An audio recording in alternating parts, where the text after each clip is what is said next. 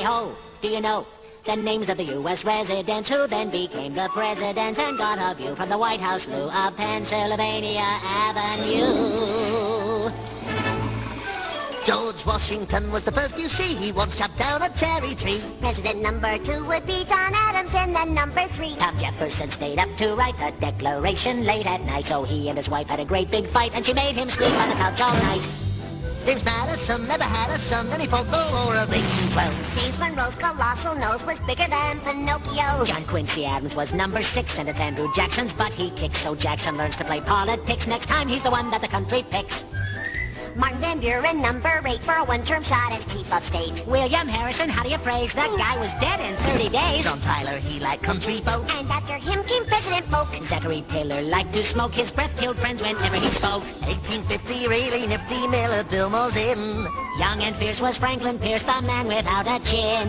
Follows next a period spanning 4 long years with James Buchanan. Then the South starts shooting cannon, and we've got a civil war. A war down south of Dixie.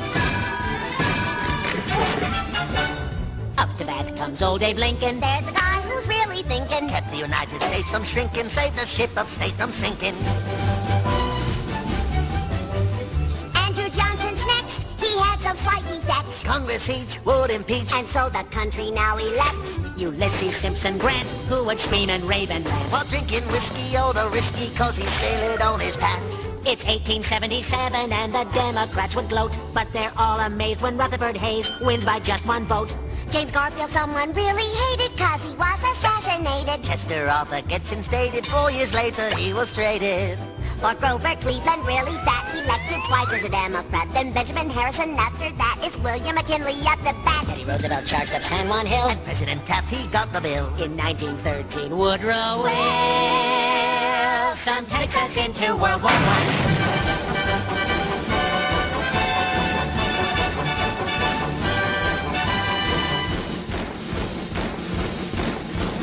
Warren Harding next in line. It's Calvin Coolidge, he does fine. And then in 1929 the market crashes and we fight. It's Herbert Hoover's big debut. He gets the blame and loses too. Franklin Roosevelt, president who helped us win in World War II.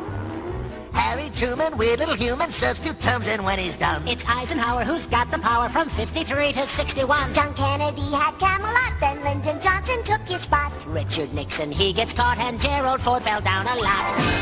Jimmy Carter liked campaign trips. And Ronald Reagan's speeches, scripts all came from famous movie clips. And President Bush said, read my lips. Now in Washington, D.C. That's Democrats and the GOP. But the ones in charge are plain to see. The Clintons, Bill and Hillary.